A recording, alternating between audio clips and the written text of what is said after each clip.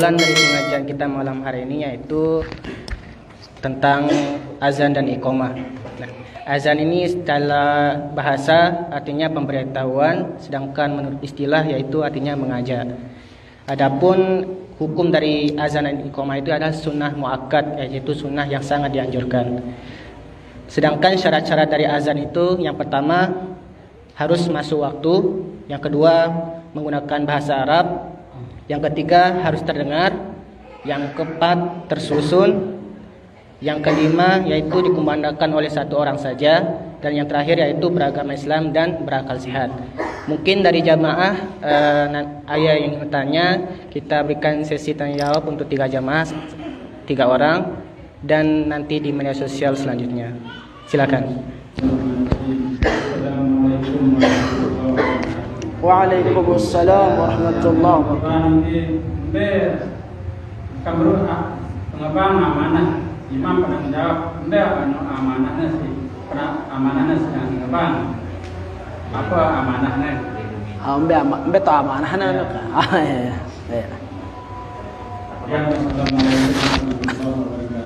Waalaikumsalam warahmatullahi wabarakatuh. Silain.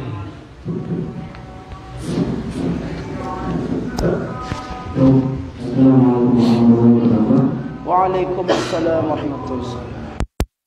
Yang pertama mengenai tentang hukum azan. Tadi sudah dijelaskan bahwa hukum mengumandangkan azan adalah dilakukan. Nah, yang ini yang ditanyakan bagaimana dengan hukum yang mengumandangkan azan tapi di luar waktu salat. Contohnya, yang ketika bayi azan tengah malam. Enggak, maksud saya yang misalkan seperti bayi baru lahir, itu kan diazankan. Bayi baru lahir. Terus ketika jenazah di liang lahat dan ketika ada bencana alam. Nah, itu yang pertama. Dan yang kedua adalah bagaimana hukum menjawab azan ketika dalam keadaan sholat. Mungkin hanya itu. Sekian. Assalamualaikum warahmatullahi wabarakatuh.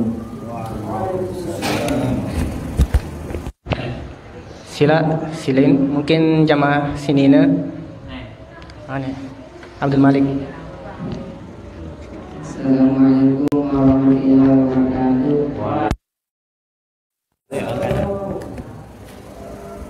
Bagaimana hukumnya kita mengumandangkan azan sebelum kita wudu?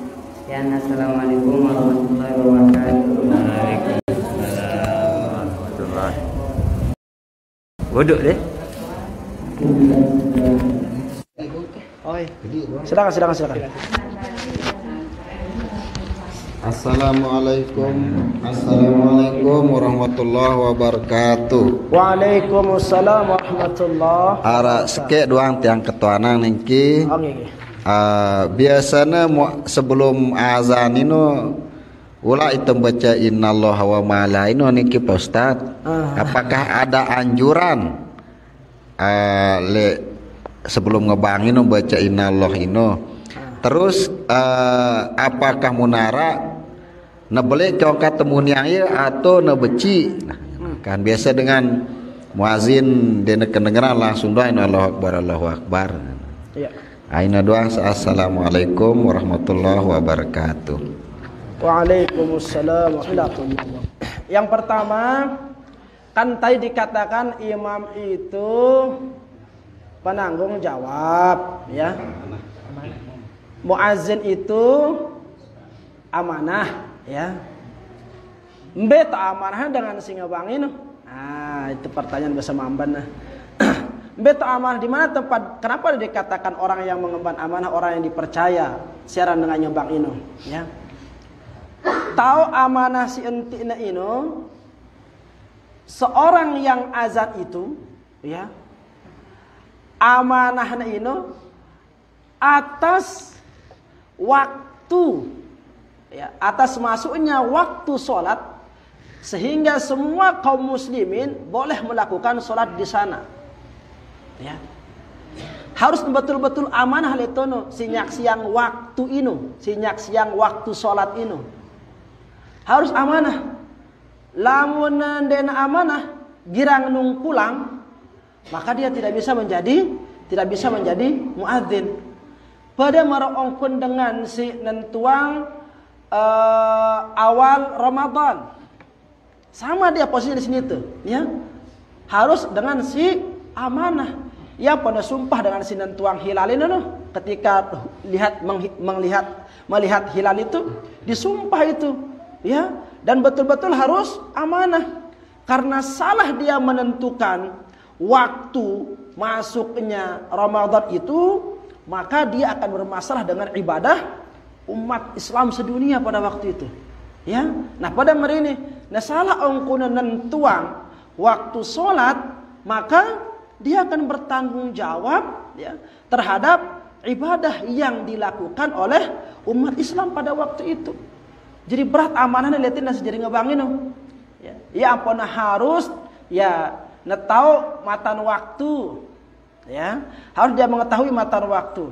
Misalkan, ya, jadi muazin le sopok masjid ini jamna mati, darak baterainya, ya, darak baterai jamna mati, sehingga dia tidak memiliki tolak ukur si berkaitan kencang masuknya waktu sholat, maka dia harus mengetahui ilmu tentang matahari,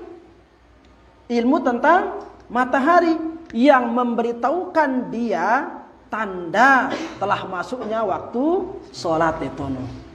Ngumbe ongkun bayang-bayang lamun tetole bawa jelo, ampun datang waktu zuhur. Ngumbe ongkun lendo sopok benda, ampun datang waktu asar. Itu harus diketahui oleh seorang muazin, dan dia, ya, harus orang yang dipercaya, harus amanah letono. Nah, ya tak amanah letene, ya, berat. Dan mungkin kan, ya, Allah sudah memudahkan sudah kehidupan kita. Namun zaman lain susah nentuang waktu melihat matahari. Zaman dulu menentukan waktu zuhur asar dan semua waktu itu melalui matahari. Lalu makin kan ende sudah ada jadwal sholat. Lalu lupa arak jamuni teng. Wah mulai waktu azan jam 6 badai waktu azan atau HP misalkan aplikasi ngebang mesa HP. Udah enak sekali hidup kita yang zaman si makin niki. Ya. Nah ini dia tempat amanahnya di sana begitu.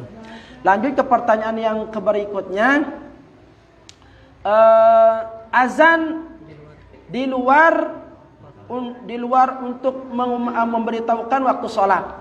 Umpamanya azan ketika bayi lahir, ya. Azan ketika, nah di sini ada dia tempat-tempat dianjurkannya untuk azan, ya. Di antaranya itu apa? Wa yusannul adzan fi udhunil mauludil yumna, ya. Disunnatkan azan itu pada kelahiran seorang bayi itu di telinganya yang sebelah kanan. Ini sunat di sini, ya. Tapi enggak dianukan dalilnya, ya, di kitab ini. Nah, jadi lamun kanak sibul lahir ini sunat hukumnya diazankan di sebelah kanan. Jadi nak kebalak le kiri ini qamat letene, ya. Di kiri ini qamat. Kalau azan itu di sebelah telinga kanan, dan azannya santai-santai saja, enggak usah teriak-teriak, lun biru lun anak ada laun, ya. Nah beci-beci wah angkat, ya. Allahu akbar, Allahu akbar, kayak gitu. Dia marbot dia aja takut ngebang, ya. Maka balik tumpan terus telinga dia dengar apa-apa. Yuk kowe anakku, dia ku tahu asal kadok lekan bawaan lahir, kadang dia tahu suaranya terlalu keras seperti Bilal. Nah, ini dia. Kapan lagi disunatkan azan? Ya, idza zaharatil jin bisuwarin mukhtalifah. Ketika melihat jin dengan penampakan yang berbeda. Misalkan kita pocong, ya. Itu kan pegawai jin doang ini. Atau misalkan dia buat dirinya dari raksasa dan sebagainya. Nah, disunatkan azan letono ketika kita melihat jin. Kumbena karena siaran jin iblis ini takut lihat suara azan, maka dia akan lari terbirit-birit sampai sejauh tempat dia tidak mendengar suara azan itu. Yang pun anjuran keras suara tengah bang ini, ya. Jadi jin-jin, setan, iblis itu dia akan lari. Tidak berani mendengarkan suara azan sampai ke tempat yang dia tidak mendengarkan azan. Jadi seperti itu, ya. Kapan lagi mahmum ketika dalam keadaan linglung, ya, galau-galau stres-stres ngebangang, ya. Kerasukan itu kan biasanya diazankan dia kan. Nah, terus wal ghadban. Kapan itu? Ketika marah. Karena marah itu sungguhnya datangnya dari setan. Pemicunya setan marah itu. Makanya kalau ingin membinasakan setan itu, azankan dia supaya lari atau berudu. Kalau lagi marah itu ngenawah. Namun dalam sebuah hadis dikatakan, kalau Anda marah dalam keadaan berdiri maka duduklah. Kalau Anda masih marah dalam keadaan duduk maka jalanlah, pergilah, ya. Masih marah sambil leka-leka sambil jadi wudu, ya. Karena sesungguhnya marah itu datangnya dari setan. Setan itu terbuat dari api dan yang hanya bisa memadamkan api adalah air, maka berwuduklah. Ada yang mengatakan seperti itu, ya. Kapan lagi? Ya. Kapan lagi? Ketika berada di jihad, itu tentara artinya itu. Ketika kita berhadapan di medan ini, azan untuk lebih menyemangati, mengobarkan semangat juang. Ya, wal hariq ketika terbakar. Ketika ada kebakaran, dianjurkan untuk azan. Cuman tiang tidak pernah tahu lamun arah balegasang goyun tengah bangken di misalkan, ya. Nah, tapi dianjurkan gitu. Ya lamun balegasang kan jelapan itu nelpon pemadam ngono kan di atau mete ember ku narso ngono. Nah, jarang yang azan, jarang, ya. Lamun lain ngebang dengan bagus itu.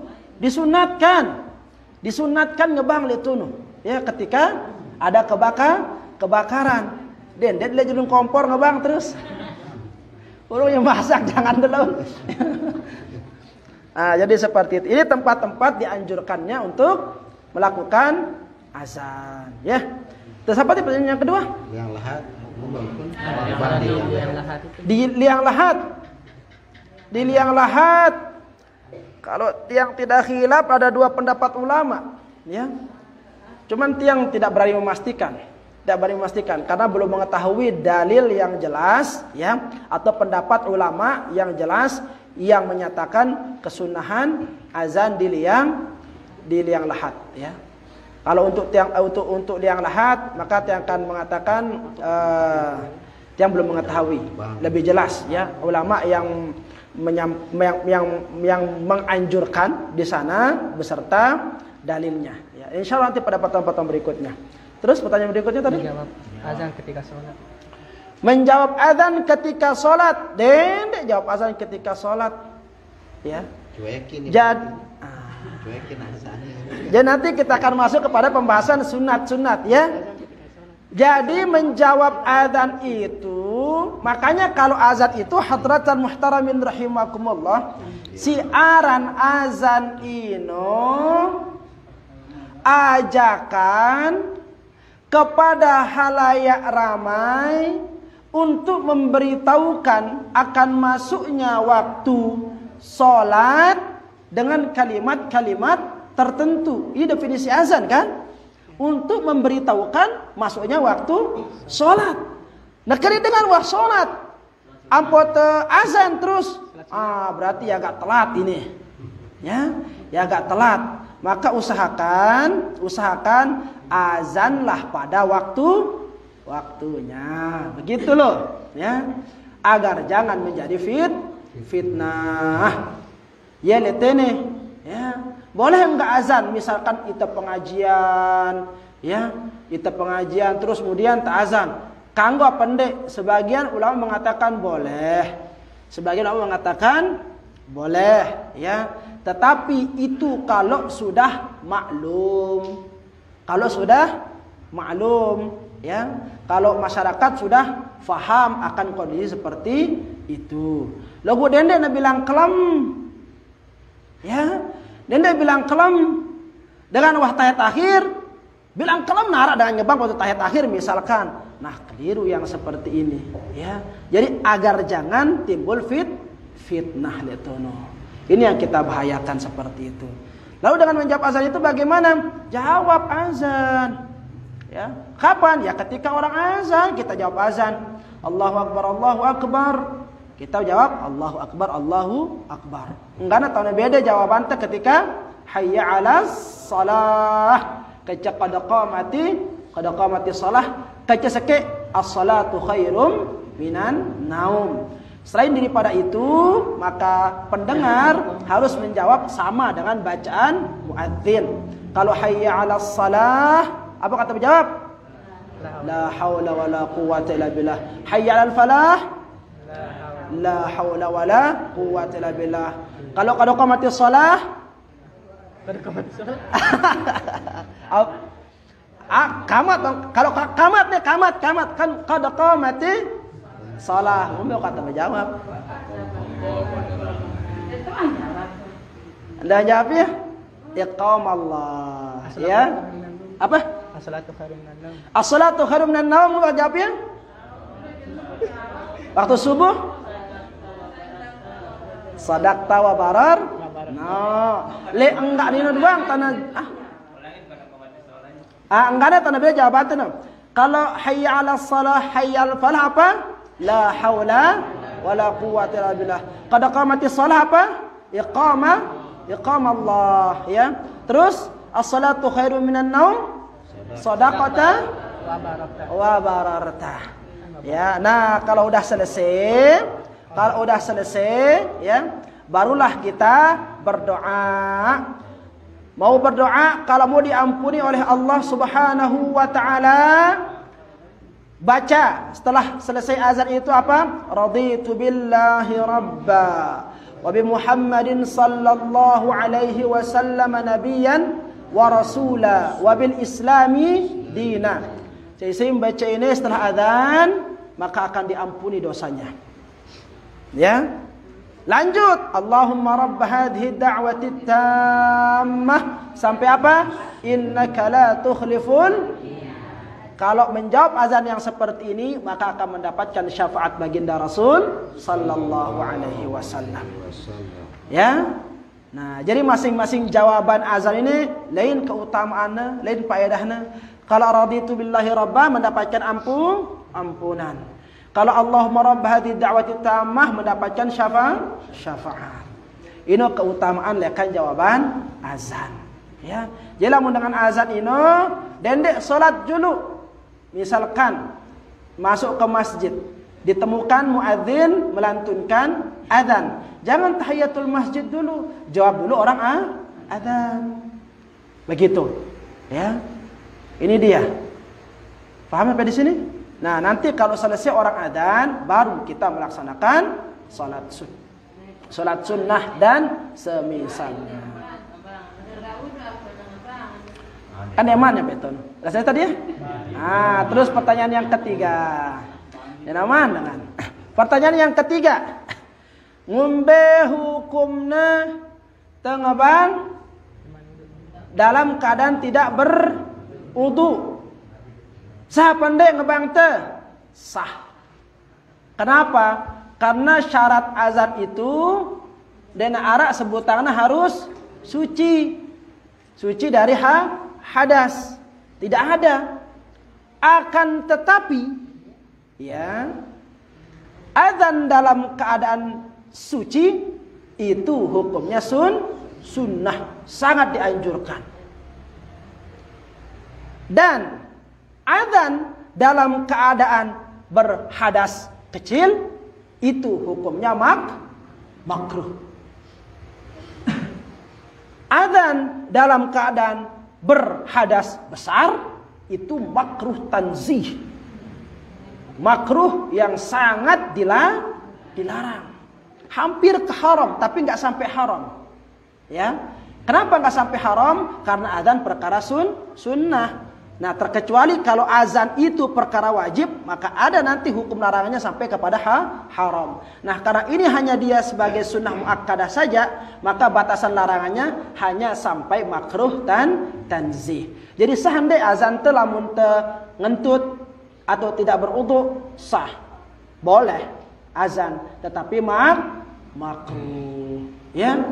Hayya 'alas shalah.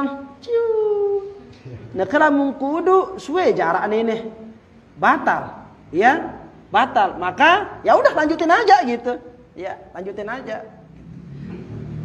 Selesai, faham? Pertanyaan yang terakhir apa tadi? Innallaha malaikatahu yusalluna 'alan nabi. Kanggo apa ndek? Kanggo ya, untuk mengingatkan kepada orang untuk bersolawat. Karena ketika kita azan itu, ya, ketika kita azan itu nanti ada kalimat-kalimat di sana akan kita mengingat Allah, akan kita mengingat Rasulullah, ya. Jadi dikata innallaha malaikatahu yusalluna 'alan nabi ya ayyuhalladzina amanu sallu 'alaihi wa sallimu taslima Allahumma shalli wa sallim wa barik 'alaihi. Salah tidak kita memerintahkan orang untuk ini, untuk bersolawat kepada baginda Rasul? Tidak, ya. Hanya saja yang keliru nanti kalau kita yakini itu menjadi syarat sahnya azan. Ini sih yang kurang tepat, ya. Ini yang keliru. Lamun tak anggap ini harus tebacis nih teman ngebang. Lamun dia tebacis ini dia nesah ngebang teh. Nah, ini yang salah, ya. Ini yang salah. Tetapi itu boleh. Anjuran merintahkan mengingatkan orang untuk bersolawat. Lagu lamun teu sampai menganggap itu menjadi syarat azan, ini yang kurang tepat.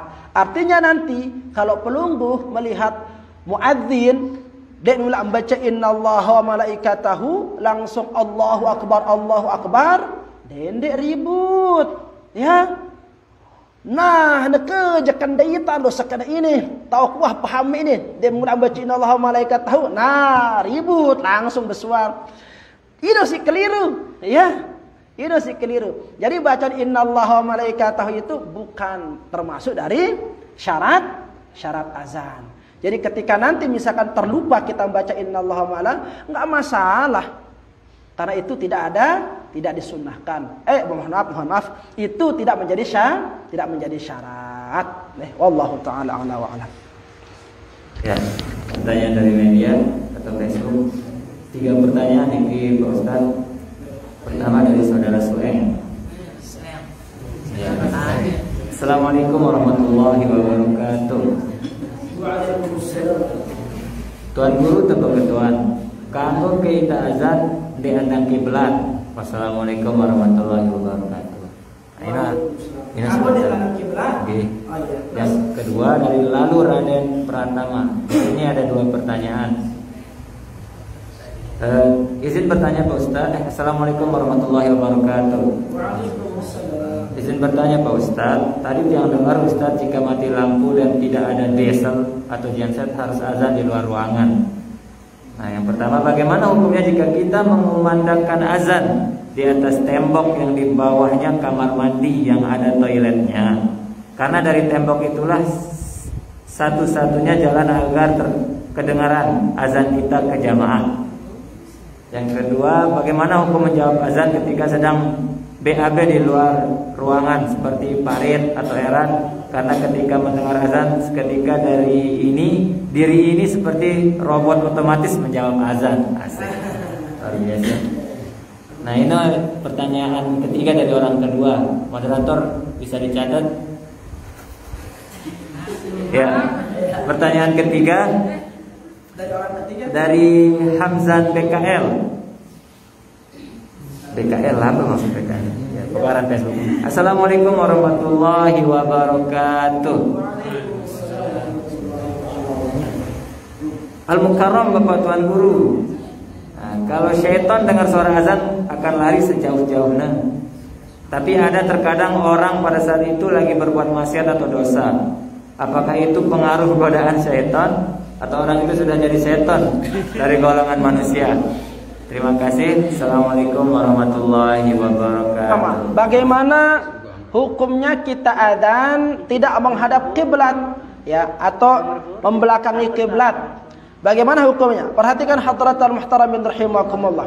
Di antara anjuran yang disunnatkan, ini sebenarnya pembahasan minggu yang akan datang ya. Tapi kalau sudah selesai misalkan pada malam hari ya bisa saja nanti kita lompat-lompat pada pertemuan yang akan datang ya. Orang yang adzan menghadap kiblat, perhatikan hadratul muhtaramin rahimakumullah, sesungguhnya di antara perkara yang disunnahkan di dalam adzan itu ialah menghadap kiblat. Ya, ini perkara yang disunnahkan. Artinya perkara sunnah itu bisa saja ditinggalkan. Perkara sunnah. Beda kalau syarat. Kalau syarat dia itu menjadi keabsahan daripada rukun perkara tersebut. Lagu lamun sunat sesuatu yang bisa ditinggalkan, sesuatu yang bisa dikerjakan, tetapi dikerjakan lebih utama. Pada merenganjang misalkan butang ya, berdiri. Azan dalam keadaan berdiri. Lamun tahu kalau ngombe sunnah hukumnya berdiri. Nah, perkara-perkara sunnah ini bisa saja ditinggalkan. Dalam artian apa? Tidak mengganggu daripada keabsahan azan. Ya. Hanya saja dalam sebuah kitab dikatakan ya oleh Fiqhul Islam Adillatu, kalau yang tidak khilaf, azan dengan membelakangi kiblat atau dengan cara duduk itu makruh, begitu ya. Maka kalau bisa menghadap kiblat. Apa susahnya kita menghadap kiblat? Kan karang tandang daya doang kan, lawan bahasa Mamban, atau andang barat lawan bahasa Lombok barat. Ya, tinggal kita menghadap kiblat saja sudah, begitu. Dede pusing-pusingkan diri kalau ingin mendapatkan pahala sunat. Lanjut pertanyaan yang kedua. Azan di azan di atas toilet. Iya. Azan di atas toilet. Bagaimana hukumnya azan di atas toilet? Kebetulan toiletnya doang si paling atas posisinya. Misalkan di masjid nih, ya di pinggiran masjid, seputaran masjid, enggaknya si paling tinggi bangunannya, toilet lebih tinggi lekan kubah nih. Kan si tahu lamun ini menara kan kubah paling atas nih. Ini aja toilet ini. Ya. Nah, ngombe kuna sing ini nih. Lamun de azan le selain tono, ya. Maka tidak akan terdengar suara kita saking bawaannya. Jadi enggak si paling atas nih posisinya, le atas toilet. Maka tek mau anjar, butang le atas bangunan toilet, azan di sana, ngombe silahkan. Ya, silahkan. Lamun tetu enggak si paling atas. Kayaknya no malak masalah nanti. Logo masabe kena atasan WC ketimbang kubah atau menara ngono kah? Ya. Lamun lain kan ceritanya dengar tele Mamban lain dengan lamun ngabang le atas menara deh. Le atas menara si keren ini deh. Si antik ini logo makin kan wah denara. Ah itu menara bersejarah itu kan. Di sana tempatnya tuh ngadu apa ya? Ngadu peloncor. Serobong. Ah serobong ya, peloncor. Ngadu serobong. Nah, ini kono ngebang dengan lain kumbena karena denara toa ini menara sekene dengan naik ke menara ke tempat yang posisi tinggi. Ah, jadi seperti itu. Jadi kalau masalah lamun ngono kasus masih baru mate dile. Berdua diesel, logo bensin denara, mancangan tembeli bensin untuk menyala diesel, teu asar. Misalkan, ya. Enggak ada bangunan si palang tinggi atas WC. Nah, tae pahtono. Soalnya dalam WC, dalam WC kemarak bawaan ya malah kan. Nah, kalau di atasnya ya silakan. Logo lamun tatu-tatu yang enggak ada letono. Ya. Logo lamun ada tempat si lain, dendek lah. Masa kita mau beribadah di atas WC begitu kan? Nah, lanjut. Itu kada hajat BAB. Ngabang dengan otomatis terus mulut kita, lidah kita ini menjawab orang azan. Ya. Kadang-kadang arak dengan datang pocuda ketika di dalam jedang. Ya. Ya tanah ingat tono. Apalan itu tanah lancarang. Ya. Hadis-hadisnya tuh tanah lancar dalam WC. Pas sesugur dekan lawang WC, hilang selopun ini. Ada orang yang seperti itu umpamanya ya. Ngumbe hukumnya silahkan jawab adzan, tetapi jangan sampai bersuara. Lamun menjawab adzan. Ya. Enggak boleh bersuara mengucapkan lafaz-lafaz mulia ketika dalam tempat yang kotor. Semakin semangat ngapal, misalkan dia menjadi hafiz gitu kan, murojaah nih, takut hilang hafalannya. Dalam WC poyu, endah nih. Janganlah seperti itu. Jangan dibaca kalimat-kalimat mulia itu di tempat yang kotor seperti itu, jangan. Nah, jadi kalau mau jawab misalkan berat, idakan dikujawab azan ini, silakan, tetapi jangan sampai ucapkan di dalam hati saja seperti itu. Nah, pertanyaan terakhir, kalau mungkin nanti ada yang terlupakan ya, dari Hamzan. Kan kalau orang azan itu, setan kan lari ya. Lari dia terbirit-birit sampai dia tidak mendengarkan suara azan. Lalu arak dengan bermaksiat pada waktu itu. Nah, jadi yang ngumbe kuna setan ini kan masjid itu dekat masjid, dekat dengan si becorong itu ada kayak maksiat. Berarti ini mempan ke azan ini, ataukah jangan-jangan dia yang menjadi setannya? Nah, pada merane misalkan pertanyaan dah, diangkat tuan pelungguh dah. Di bulan Ramadan kan hadis yang ma'ruf yang kita sudah ketahui ya. Kalau datang Ramadan itu futihat abwabul jannah, dibuka pintu-pintu surga. Wa ghulliqat abwabun nar, ditutup pintu neraka. Wa syufidati syayatin, dan setan-setan dibelang dan dibuka tokate. Karena masih ada dengan nginam-nginam mangan-mangan le Ramadan ini. Kan setannya dapat dibelenggu. Karena ramalang masih itu. Kok masih ada orang berzina pada Ramadan itu? Kan hadisnya seperti itu. Ini apakah ada di antara sebagian setan yang lepas, gitu kan? Atau jangan-jangan hadisnya nggak jelas ini? Ya. Jadi jawabannya hadratal muhtaramin rahimakumullah, bukan setannya nggak lepas, bukan hadisnya palsu, ya.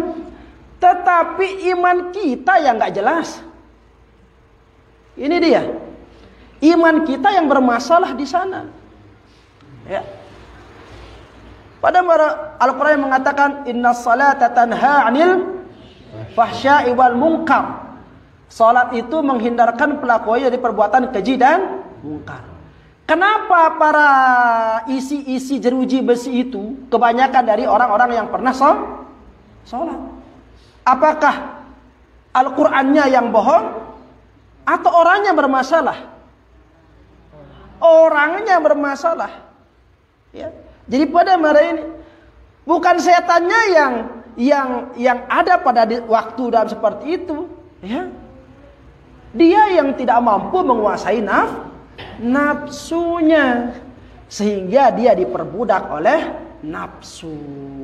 Makanya nanti di pengadilan Allah Subhanahu wa taala, ya, orang-orang yang sudah masuk ke dalam neraka itu tidak bisa dia protes setan. Ya Allah, kenapa engkau jadikan setan itu sebagai penggoda kami begitu? Setan itu nanti menjawab, yo saya kan hanya menggoda. Yang menentukan siapa? Engkau. Saya kan hanya mengajak. Milik cendek, ya terserah. Sudahlah. Sama misalkan, Azali, ayo kita beli bakso. Dah karena sampai pengot misalkan, todok tiang nejak Azali beli bakso, logo dengan dia makan bakso, ini ya mele. Dan mele. Nah begitu juga dengan kita. Dah karena tanggor selopuk pelton, misalkan kencepang lima na setan.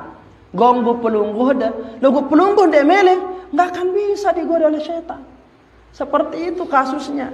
Jadi jangan salahkan setan mulu. Misalkan ya dah, memang wah salah, wah terkutuk ya, jangan lagi dipersalahkan gitu ya. Nah, misalkan setan ini diri tahu kesalahan, ya, wah dah jadi syaitonir rajim, ya, musuh yang nyata, makhluk yang durjana, lagi kita tambah-tambah gitu kan. Padahal jangan-jangan kitanya yang menjadi syaitannya di sana. Jadi seperti itu. Deh, wallahu taala a'la wa a'lam. Bismillahi masyaallah